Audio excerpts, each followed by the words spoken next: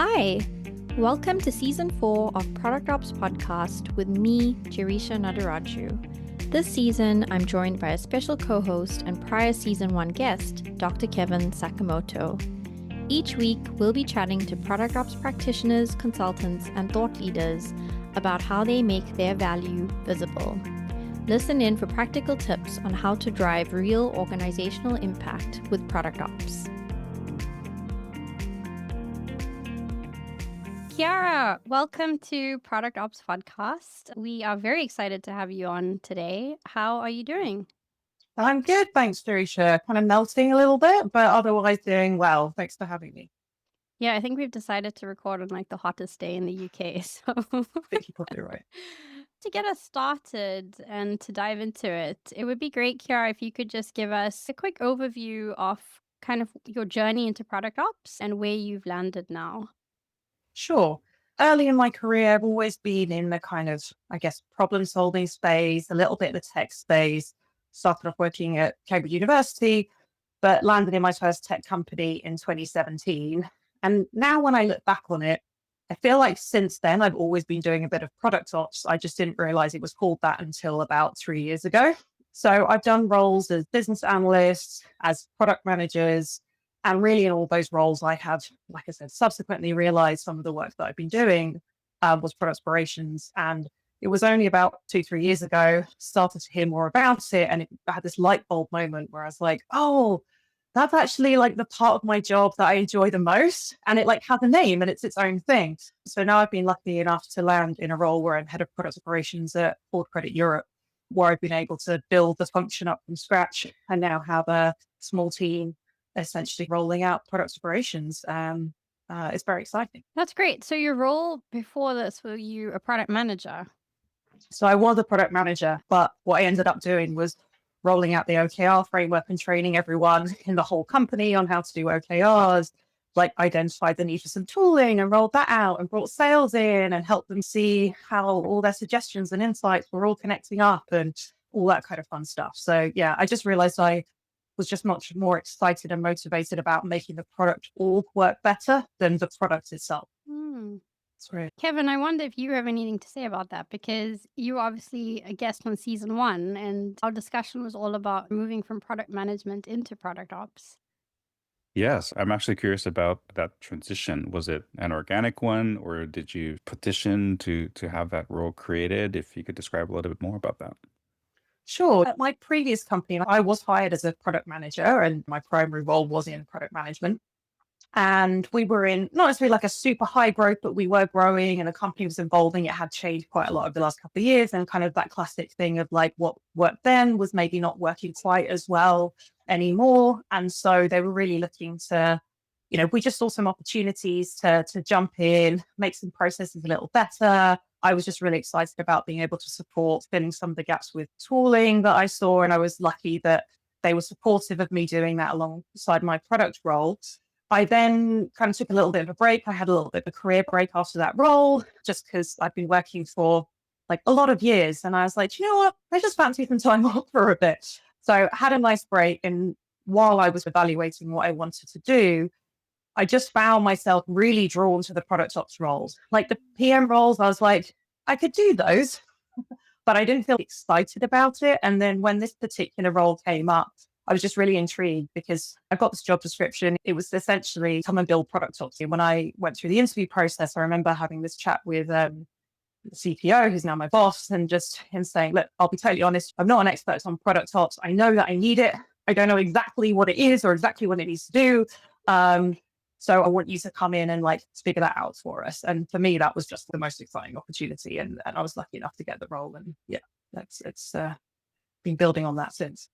That's fascinating because it actually mirrors my journey as well. Oh, okay. I was in product for a long time, and then this opportunity for product ops came about, and the leader at the time at Dollar Shave Club was like, "I have no idea really what this is. I know that I need it, and I would love for you to help me figure this out." And so I'm curious to know, what was it about that aspect that excited you? Was it the ambiguity of the role and like, being able to build something, or just that it was something adjacent to product and that you felt that, oh, this is going to be something new and exciting? Oh, that's a great question. think it's a bit of all of those. So I think the ambiguity thing really, really appeals to me. So I think in my career, if I look back at the different roles that I've done, it's often been that thing is like messy. We know it needs sorting out. We don't really know how. We don't really know what the job title's called. And that was sort of the work that I really gravitated towards and I found really exciting and interesting. I've often been in organizations like I was the first project manager, and then I was the first business analyst, and then I was the first information analyst. So like I think those kind of ambiguous spaces like I really thrive in and I find it really interesting. I do love products. Like I'm a full product nerd. I love learning about it. I love being kind of up to date with what's going on in the world. I feel like we have to as part of Product Ops. I feel like we almost need to know more about product management than product managers do. So I really love it. But I think I think it's almost like I'm just motivated by helping the users who are in front of me. So that was always something I loved about being a product manager is like actually solving problems for people, but solving problems for people right in front of me. And you can see the benefit, you can see their progression, and you can see the impact the work that they're doing. For me, it's super motivating. I guess the last thing I would say on that as well is like I partner really closely with my CPO. When we're thinking about, I really enjoy thinking about strategically, like what do we need to put in place to make the organization successful, whether that's org design, whether that's our processes, whether the kind of long-term, whether companies, all the bits of product ops, right? I just find that really interesting. It's almost like just possibly a little bit overstating my capabilities here, but sometimes it feels like playing like 4D chess or something, trying to work out how to kind of fit everything together and line everything up so it will work. I find that kind of work like endlessly fascinating. Yeah, I would agree with that. And that's a nice segue into a question I have is this ability to sort of see across different dimensions and to play that proverbial 4D chess, which I agree with, Sure. is difficult, I think, for others to extract value from. As a product manager myself, I'm very much used to seeing what is Google Analytics telling me? What is the data telling me? What is a step funnel conversion? And those are like hard, tangible things that I can grasp onto. But then for product operations, it's this red thread that cuts through so many different stakeholders and cross-functional teams. So there is value in that. And I'm curious to get your take on whether or not you think that product ops is a temporary role or a transitory one. Gosh. So I think the work of product ops is always going to exist, right? Like it existed before product ops was more of a thing and being talked about, and there were job titles with it. That work doesn't magically go away. Yes, maybe there will be, as technology progresses, there'll be more and more stuff that we can kind of automate that needs less setup and all that sort of stuff. But fundamentally, our job is to help the product org respond to changes that are happening in their company, in their world, in the market. And whenever you're trying to change things, it involves an impact on people. And ultimately, don't get me wrong, I'm sure there's things that I'm going to say AI, can help with that in the long term. But ultimately, I think it's about the change management, that kind of people side of things. I just don't see that ever being replaced. Now, will the job of product operations exist exactly is in 5 years' time? I genuinely don't know, right? Like, these things evolve over time. We've had delivery managers, we've had agile coaches. I can see kind of blends of all of it. I hope it still stays kind of roughly as it is. I think it will evolve though over time. And I think part of that is also how well we as a community do at really kind of trying to explain the kind of role and value of product ops without getting too bogged down in exactly what it is and exactly what it isn't. Because I think the value that we bring is ensuring that whatever we're doing is meeting the needs of the organization kind of in that point in time. But like you said, with that view to the future of where you're trying to get to. Yeah, that's such a great answer. I love that you touched on that like behavioral change or change management element because I was literally thinking about that yesterday. I wrote a blog post related to this thing about how people tend to go back to or return to their true nature or old habits, and it's really difficult to change people from doing things the way they've done things. Even if they start changing, something will happen and they'll revert back.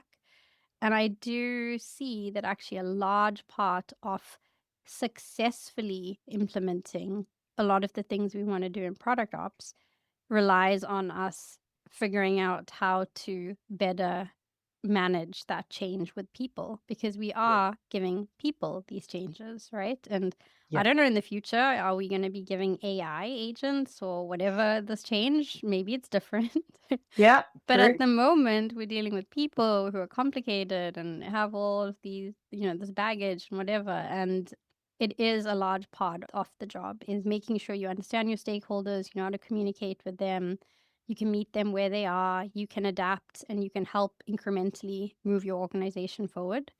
Yeah. And that's complicated, and it takes time and it takes focus. And I think that's also why roles like product ops are important, because you can't really do it as you're doing a million other things. And you need teams to focus on that. Yeah, I absolutely agree. And I think there's another challenge there as well, in that an observation I have, and again, it's a bit of a generalization, but those CPOs, the people kind of leading the product org, they've generally got to where they are by being really excellent at delivering stuff and like getting things done, but often not in a linear way, that's a bit harsh, but in the way that Kevin, you were kind of describing around like the role of product manager and being like super laser focused.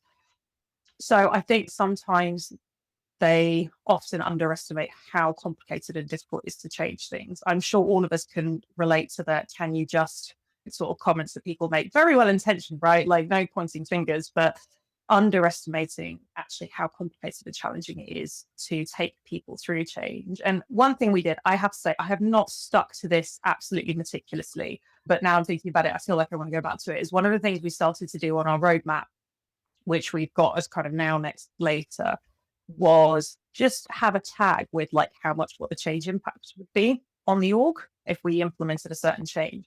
And so really basic, like it was like minimal, some, or significant, just very like finger in the air, and try to kind of get into people's mindset that actually we could never have, definitely no more than two, but ideally no more than one significant at any one time, because it was just going to be too much change impact. And I think that was starting to resonate to some extent with CPO. But like I said, I'm like, oh, that was actually a good idea. I should go pick that up again, because that did help a little bit. It helped almost quantify it a little bit and kind of make it a bit more real, but also keep us honest as product ops people ourselves, and not like try and particularly, your team grows and scales and you are trying to make more changes in more areas, kind of keeping yourself honest about actually how much change impacts you put on your org at any one time, because there's only so much people can take. Yeah.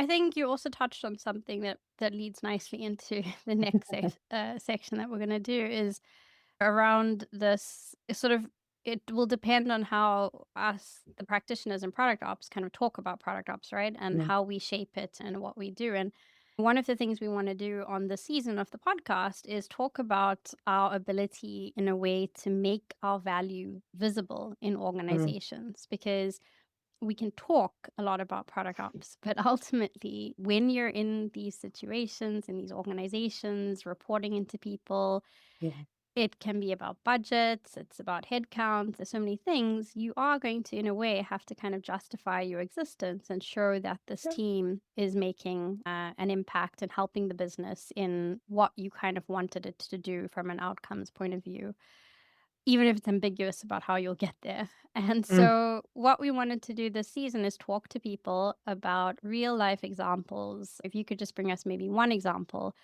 of something that you did within product ops that you think had that kind of impact and value within the organization. And if you could just tell us more about the context and what you did and why you think it was so impactful, that would be great. Yeah, sure. And look, I'm really glad that you got this theme for the podcast. I think it makes a lot of sense. I'm glad we're having more of these conversations. I feel like it's got not very nuanced recently. There seems to be a big split between product ops. We are strategic. We're not just an admin function. I'm like, well, we're kind of a bit of both. And sometimes doing strategic means doing some admin. So yeah, I really love that nuance, because I think ultimately that's what it's about. So the example that I'd like to talk through is really around some work that our team's done, very much in partnership with particularly the product leadership, around really trying to upskill the product org. The context for us is we at Ford Credit, we are moving from more of a kind of IT project-based model to more of a kind of product way of working, but we're still very new. So the product org is less than 3 years old. And about 2/3 of the team have been working on IT stuff and like been doing product type work, but most of their experience is in Ford. That makes up about 2/3 of the team. And then 1/3 of the team are people who've been hired externally with, again, lots of great product knowledge, but not necessarily a lot of a kind of understanding of the full context. So really what we kind of realized quite early on is that actually a really important part of the product ops function was going to be about accelerating our product maturity. When I first got to Ford, I was looking at, well, what's my scope? What do I need to deliver? What are the areas that we play in? And there's nothing in there that's too revolutionary, right? It's like ways of working, tooling and insights, kind of the classic that almost everyone has. But then I specifically called out people, which I know some people do, but I think it's slightly less common. And the reason for that was exactly what I just described, in that actually there's a lot of people with great knowledge, but maybe not as much experience in products. So how can we get them working more effectively, more quickly, particularly given our leadership team who are very experienced in products, it sort of ends up being the bottleneck to their development because, there's only a few of them and there's a lot of people in the product org. We're now at 70 or so people, just sort of product managers and product designers. So that kind of just doesn't scale. Them individually developing people kind of on the job doesn't scale. I think for me, the one thing I've done is I've kind of put the people or product management, potentially development areas under ways of working because you're trying to improve how they work. And maybe you can tackle that through process, through people, through tooling. And so at the moment, Great. it's kind of sitting there. So yeah, I like the fact that you called this out because of this very, the specific context that you are dealing with. And this is something that's been mentioned by more than one guest so far this season. And Kevin and I have had debates about this too, is this idea that, yeah, there's a lot of talk about product ops, but you have to deal with the reality of the company and the operating model that you find yourself in. And you need to be able to adjust and do what works best for you because 3 pillars as they're defined, I don't know, wherever it is, may not work exactly for you. Yeah. So I think that's Yeah. absolutely fine, whatever works. Interesting. Yeah, I think one really important distinction as well around this is very, very early on, like pretty much in the first rough presentation that I did to the leadership team, where I was like, look, this is what I think product ops is, give me some feedback. On the people one, it was very explicitly on there. This does not replace learning and development that is ultimately like their people leaders' responsibility, right? Product ops is not there to individually coach people into being great product managers. Like that is still your job. But I want to put a lot of time and energy into thinking about how we can either free up more of your time so you can spend more time with people. Think about how we create our processes in a way that helps people learn. When we bring in tooling, like very much have the view as how do they actually help the PM do their job? And I'll talk through some examples around that. Interestingly, though, in terms of the situation I'm in, I remember I was chatting to Claire Bow from Chat PRD, who's worked at some very mature product companies, that I remember her saying like one of her motivations for starting Chat PRD was that she found that she was bottleneck in her most junior people's development, and almost kind of describing them potentially as more of the kind of bottleneck in your organization. So the quicker you can speed up their development and their understanding the quality of their work, actually like the whole all really benefits. And that kind of, it was an interesting framing. So it's definitely relevant where I am, but I think it's probably, even if you're in a larger organization where you've got more junior people, I still think there's probably relevance to it. I think probably important thing to highlight is also like how are we measuring that, right? Because we want to have ways of seeing how are people getting better. What are the ways we can do that? And the kind of clearest example I can give is some work we did last summer where we essentially put some skills frameworks together for our product managers and product analysts. I did this in collaboration with one of the product directors who's like really, really passionate about this stuff. We actually now have 5 frameworks across user research, product design, and product operations. We basically created some skills frameworks based on 6 behaviors and 10 skills we expected to see in those roles. And we kind of very, on a certain scale, very clearly outline what was expected in each of those skill areas at kind of different levels, with lots of really specific examples to make it really real. And that helped us in a number of ways. One, if everyone has now gone through that process, it actually really helps level set, like, what is expected of me? What does it mean? How could I progress? Like, what do I need to be demonstrating? How do I need to be thinking? Like, all this sort of stuff. It sort of really helps focus a kind of understanding and expectations of the role, of the different roles is one thing. It's also helped people focus and think about their development, but in a way that's actually quite flexible. So we don't have like, in Product strategy, if you are a senior PM, you need to be whatever, like a 2 out of 5. We haven't said that. What we said is like we've got some overall benchmarks in terms of their kind of overall score for like you should be in this bracket overall if you have a role. How you make that up is up to you. Maybe you're just like super technical and super analytical, and that's great. Maybe you're much more like commercially focused and strategic focused. That's also fine. As the product director I work with put it, like what flavor of product manager are you? So yeah, we try not to be too prescriptive and help people think about, and again, this is where the product directors can really help them, is then think about, well, you know, where do you want to develop? Where are your strengths? Well, you might need to bolster that a little bit, but actually if that's more your thing, like you crack on and develop in it.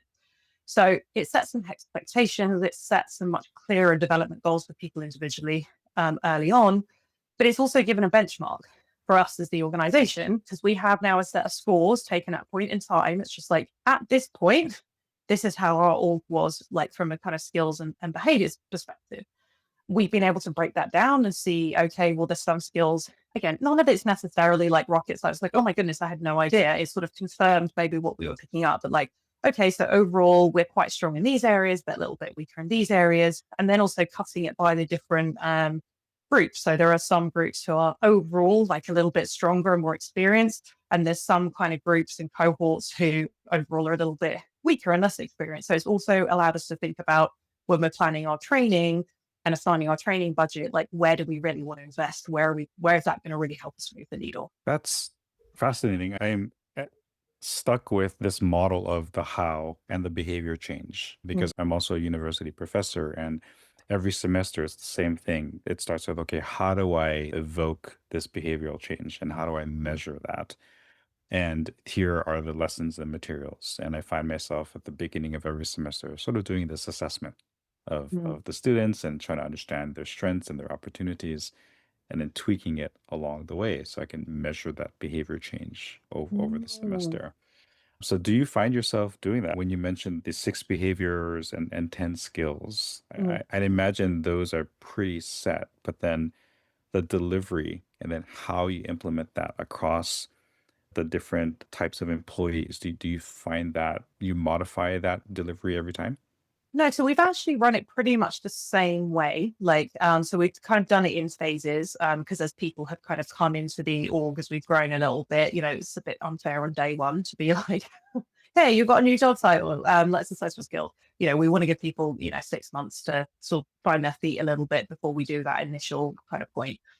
So we do it very, very collaboratively. So what we say to people is, look, we explain the whole thing, we do a kickoff session, and we're like, here's the framework.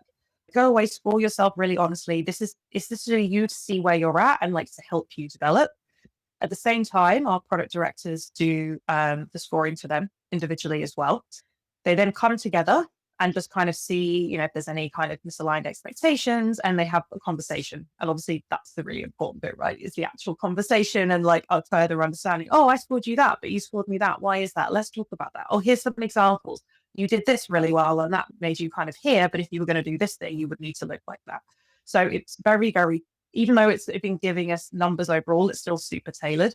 We then come together as a leadership team and we calibrate across the board to check that we're all kind of thinking about people's strengths and weaknesses and their skills and behaviors, obviously in the same way to make it fair. And then those scores get played back to those individuals. And then it's the responsibility of the people manager and that individual to then think about what their development plan is, think about what training they might want to do.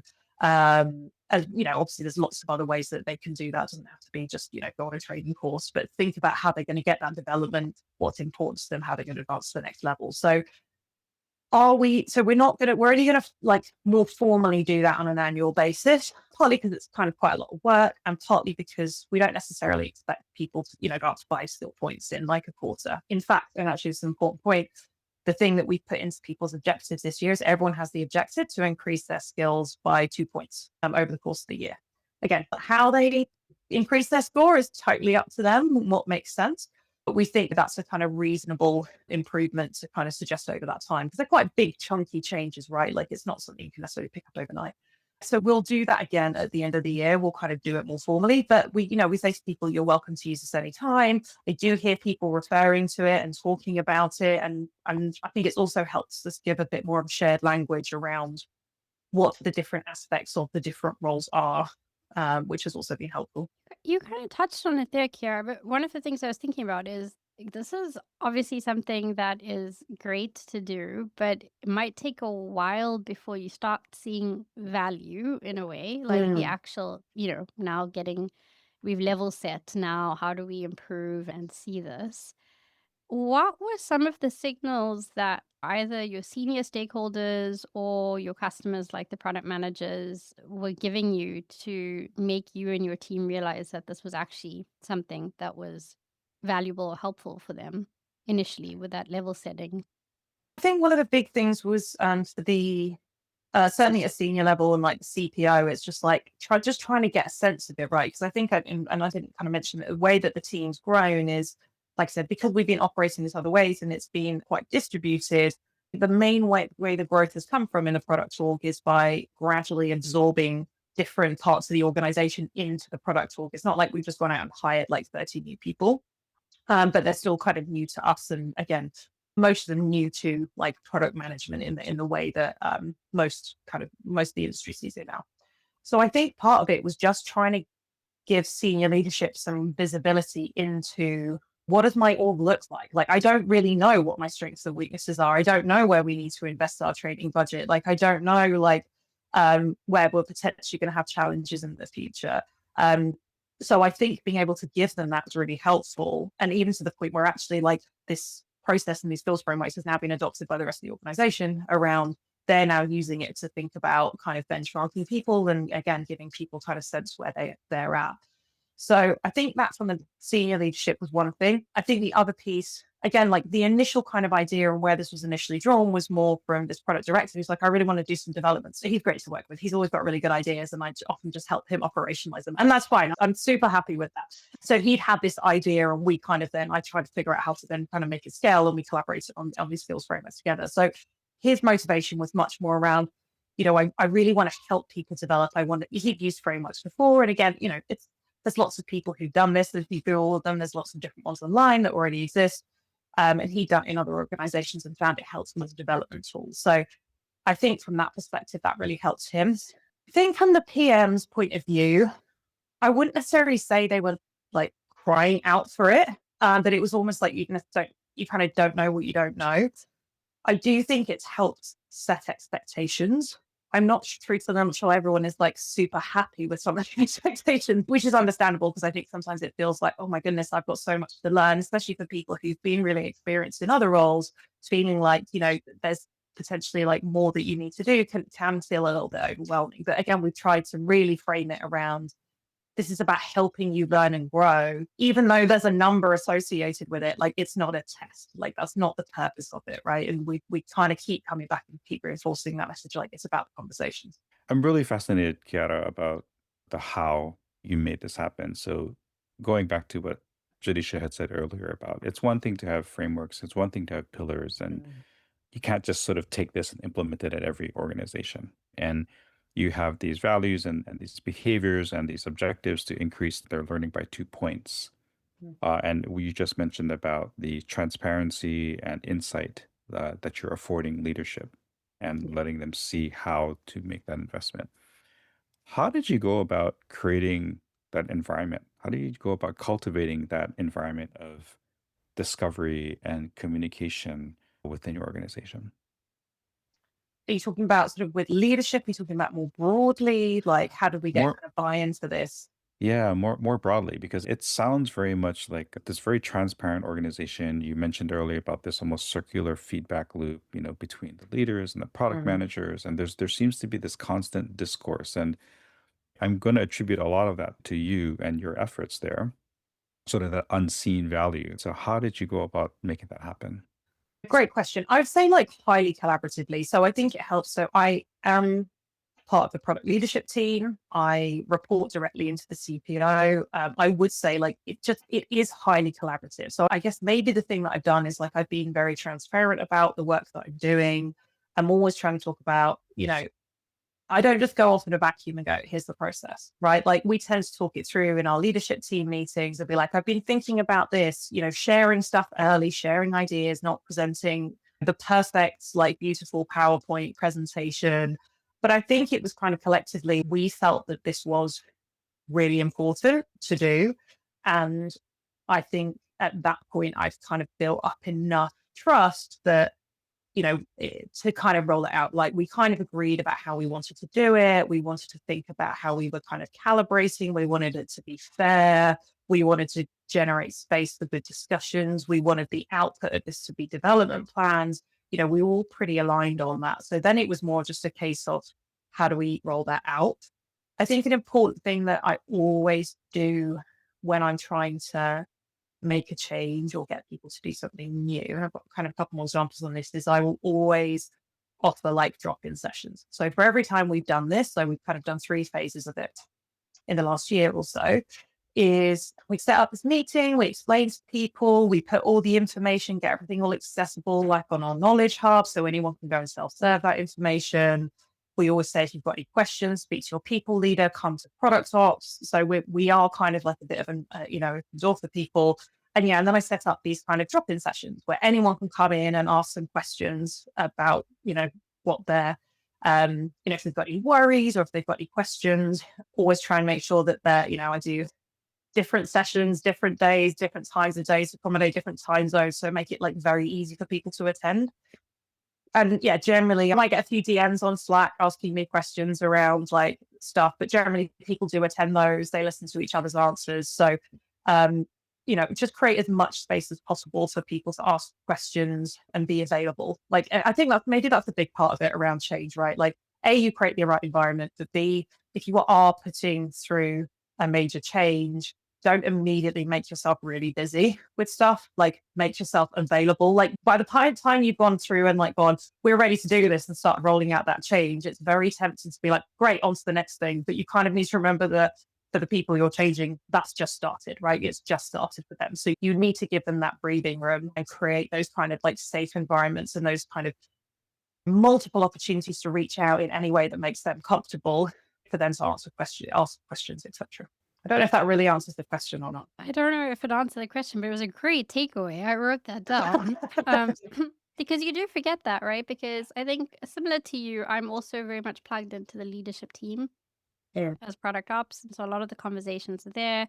They're a key stakeholder, obviously. So you're kind of up here and down on the ground with the people, but you're also in this leadership team. And oftentimes the leadership team and what you're doing are these initiatives where you're implementing something and then you're going on to the next big thing. And you've only just communicated, or started to do that cascade to the teams. They're still playing catch up. We've already potentially moved on, or I've seen this at different workplaces too. And no, you haven't allowed for or carved out that almost time where you need to help them get to where you've now already been and you're looking at something else. I love that point. So that takeaway about even just having the drop-in sessions as a product ops team or making sure you're available, I think is also a great way to build trust with people as you're doing things like this. So that's really good. You've kind of introduced it, given us the context of what you were operating in, sort of explained how you did this, to Kevin's point with the environment and, building trust and being able to run with it.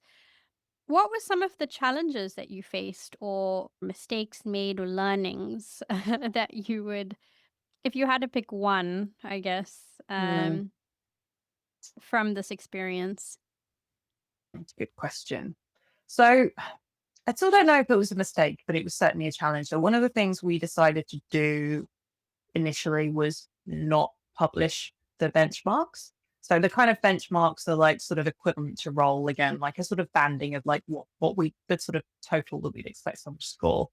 And the reason that we did that was we wanted people to feel like they could answer honestly without, either feeling like, oh, I have to overperform, or, oh, what if I score too low? That's going to be really bad. And just, just try and get them to have a kind of honest self-reflection of where they were at.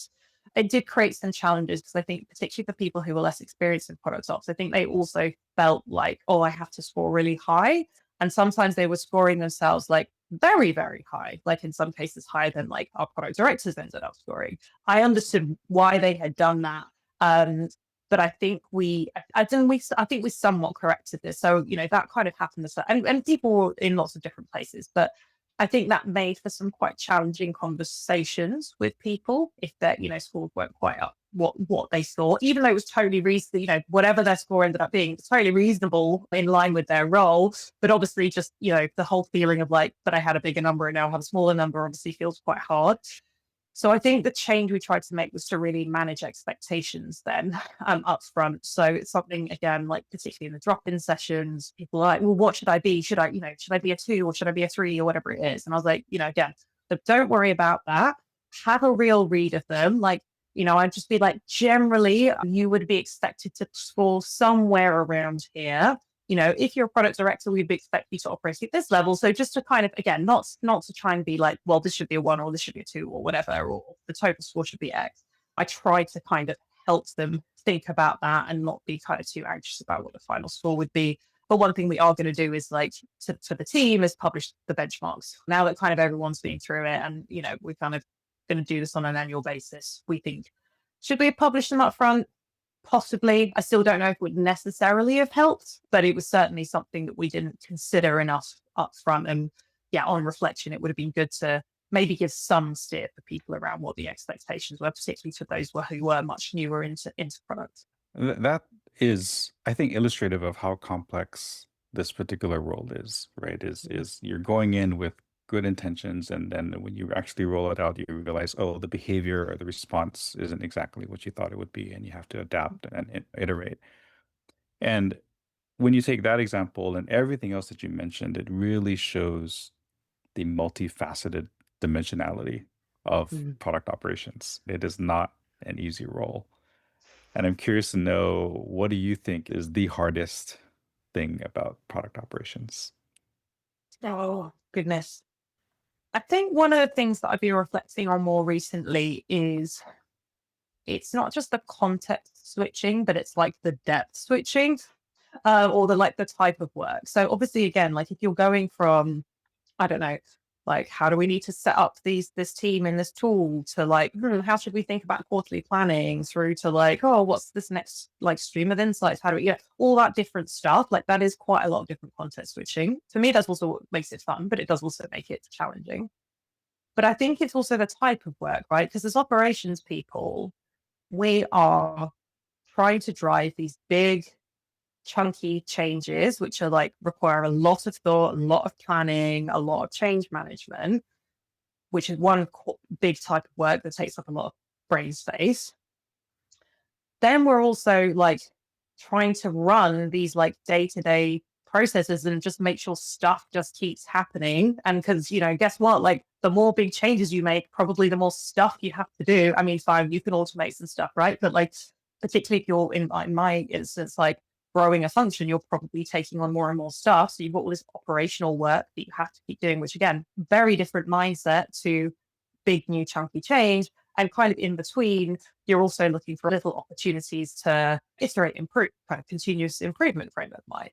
So I think what I'm finding is switching between kind of giving enough weight to each of those 3 levels, because I think they're all essential to like making operations work very effectively, whilst doing that across this incredibly broad range of work, and particularly as a product ops leader, because, maybe your role could be more analytics focused or more ways of working focused or more project focused, whatever. I know a lot of people are generalists, but even with that, you might tend towards kind of a bit more of a specialism.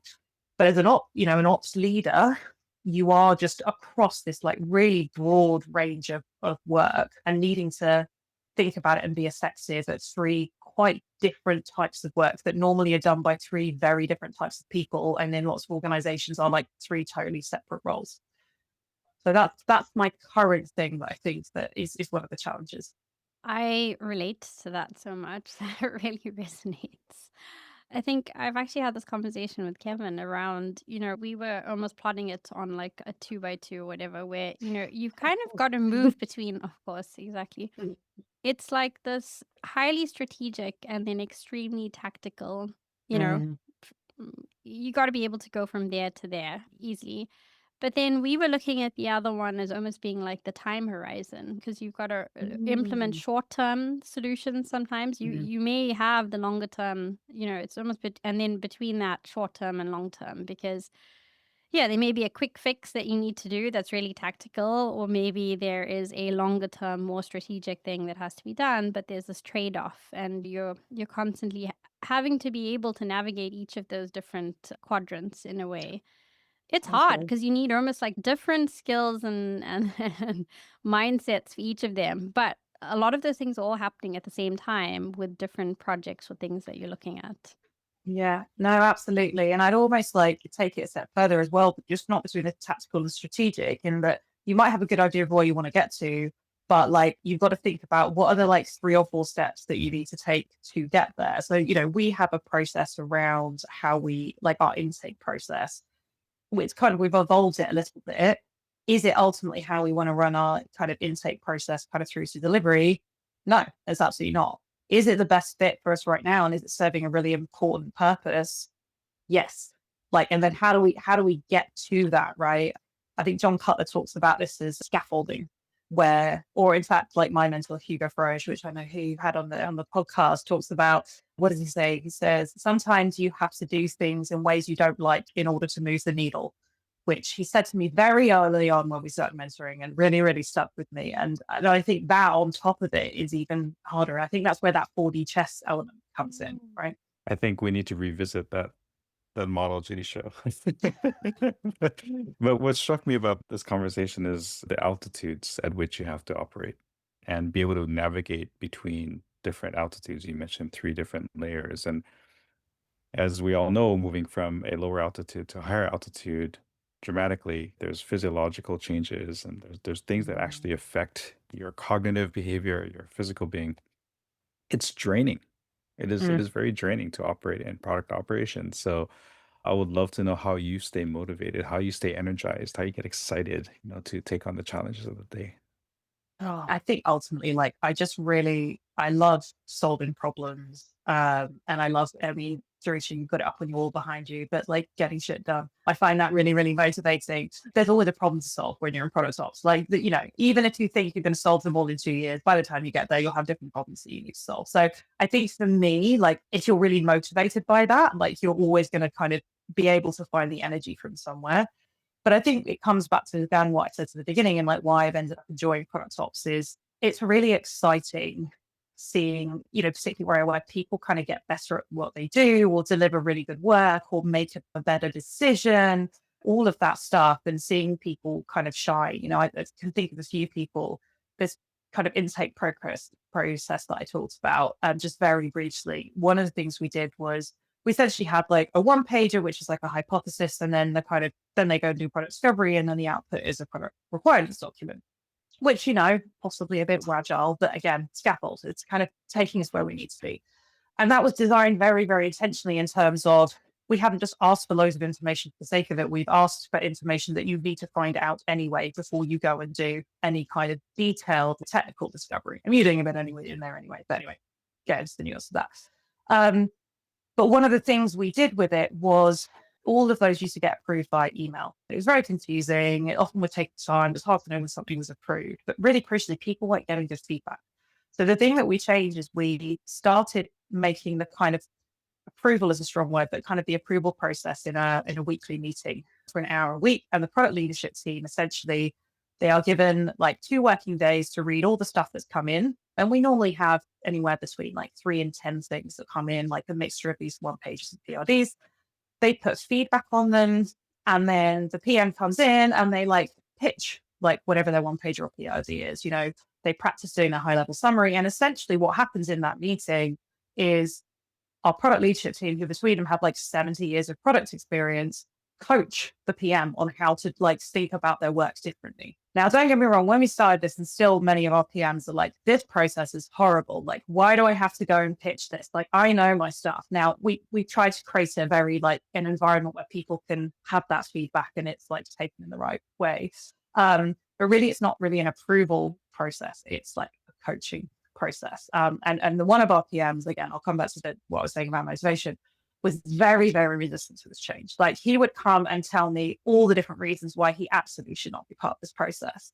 And eventually he was like, okay, okay, I get it. I understand why we're doing it. You've explained it to me. Again, always understand why, right? Like I always say to the PMs, I'm like, come and challenge me. Like, because either it will be like, oh, yes, no, I am sure we're doing the right thing, or you'll make me realize that we're doing the wrong thing. And that's fine. We have improved it based on some of that feedback as well. So I've explained to him, and eventually he's like, okay, I get it. It feels like a bit of a hassle, but I get it.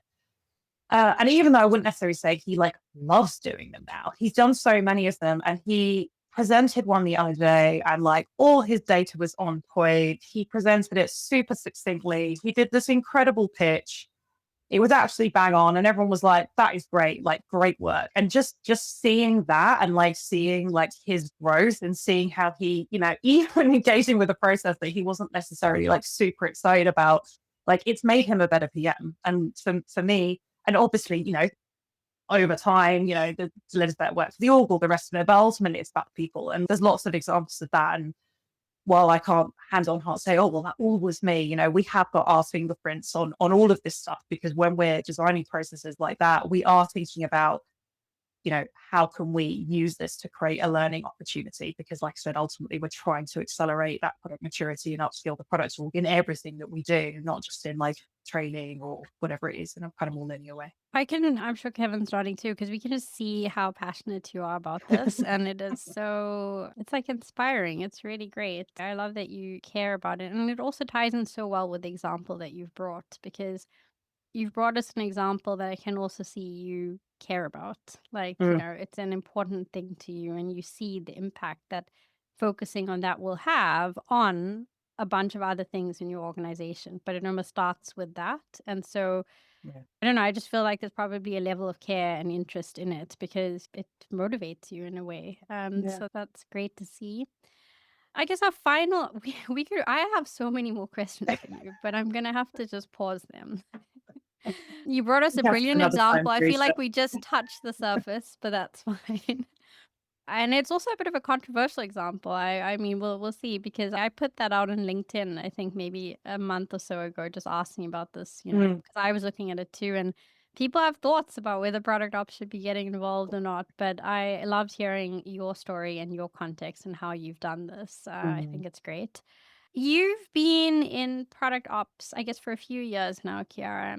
You made this move, obviously, from product management, but you had been doing this type of work for a while, even prior to having the title. I'm really curious, just as a final question, to find out whether your view of product operations has changed now compared to maybe when you first started doing this work, and if so, how? No, that's a really good question. I think I am less focused on the mechanics and more, I feel like my view on it changes again, trying to think about you as that real like enabler of the product org.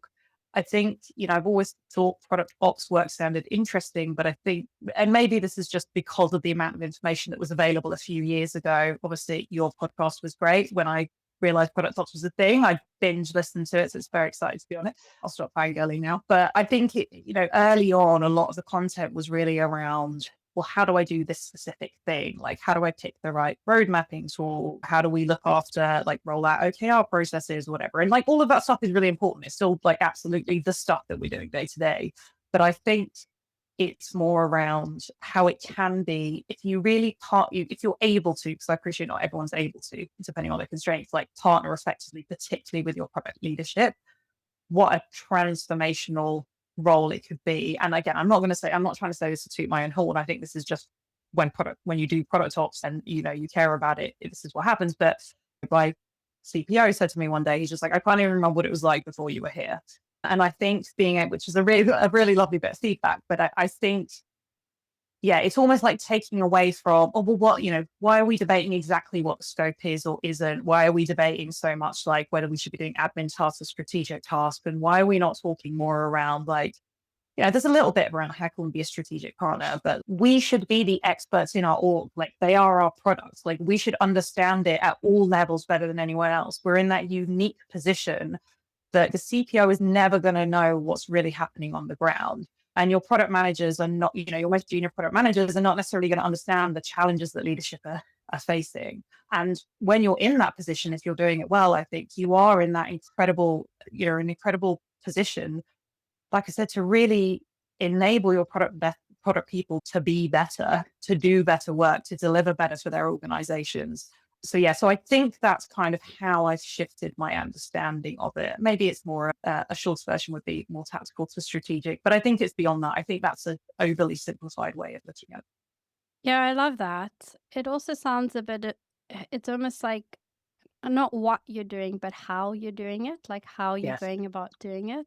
And that is almost the thing that's maybe Mm, different now. And the how you do that is potentially with, it's almost leveraging this unique position that you're in, like where you are in the org, and making sure that you are working with your stakeholders, one of which is I cannot like understate how important it is to have leadership support and buy-in in this type of role. yeah. And Yeah. it doesn't matter if you come up with the best definition, you're in an organization, you're doing great work. If you do not have that, it's just a matter of time. Yeah. Unfortunately, because you don't have something that is critical in order to be a function that succeeds. Yeah. Sorry, go on.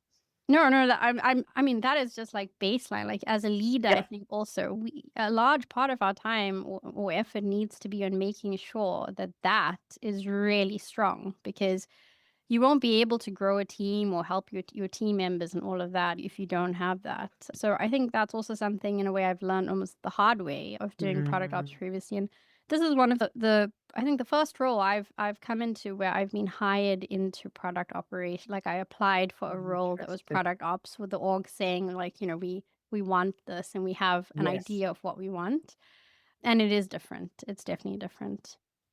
Yeah, I totally agree with that. I think there's a reason why in all of the examples I'd be saying, oh, I collaborated with this product director, I collaborated with my CPO, because it is a partnership. Now if I'm if I'm lucky enough to be very picky about like choosing roles in the future, that would be top of my list. So, I do attribute a lot of what I've been able to do to the fact that I do have a leadership who really gets it, who are really supportive, that they don't just see me as stuff they can kind of palm stuff off on, like they see me truly as like a partner, and we're all there with the kind of same goal. So yeah, absolutely. Like that is an absolutely huge part of it. It's very, very tough. I've spoken to lots of people who are not in that position. It's really, really hard. Yeah. Well, thank you very much for leaving us with so many words of wisdom. I've got notes scribbled here, and I'm sure Kevin and I are going to have a debrief on this and talk about all the things we learned from this conversation. Chiara, if some of our listeners feel the same and they want to perhaps get in touch with you, what's the best way for them to do that? Yeah, absolutely. I'm on LinkedIn, Chiara Gardner. I guess you can drop that in the podcast as well, put a link to my profile. I'm not necessarily posting loads, but I'm on there a lot. I'm really, really happy to have a chat. I tend to have a chat with someone from the product ops world, like once or twice a week. So always happy to make time to talk to other folks in the space. We need each other. There's not that many of us yet. We need to be like learning from each other, right? And helping each other out. So yes, feel free to reach out. Absolutely. And I know you haven't plugged it here yet, but I do know that Oh, you yeah. have also started. Maybe you want to just I mention should it. 'Cause- probably talk about that, Yeah. shouldn't I? Thanks, Gerisha. Yeah, so Chris Compton and I have started a group for product ops leaders. Essentially, I have noticed that while there is a lot of great content in this space, it's generally focused at product ops ICs or people kind of getting started in product ops. But I didn't feel there was much space for people who are trying to run product ops teams or build product ops teams. And essentially, selfishly, I was like, I really want some more content in this space. Chris, how could we make this happen? So yeah, we ran our first forum a couple of weeks ago where we were discussing how to kind of build and scale and structure your team. We've got a lot more ideas planned for that. So yeah, if you can drop the link into that, but it's Product Ops Leaders on Substack and on LinkedIn, please join. We're starting to write some articles and setting up some more forums as well for people to come together for these discussions. Yeah, awesome. I've signed up already and I'm looking forward to the content that's going to come from that. I think that that's a much needed sort of tool or avenue in the space that we need in product ops. But yeah, thank you very much for joining us, and we've enjoyed our time with you. Likewise, thank you so much. If you've enjoyed this episode, please remember to rate, follow, and subscribe to Product Ops Podcast across our channels, including Substack. Even better, share it with your friends and colleagues in Product Ops, as that helps others find it. Thanks, and take care.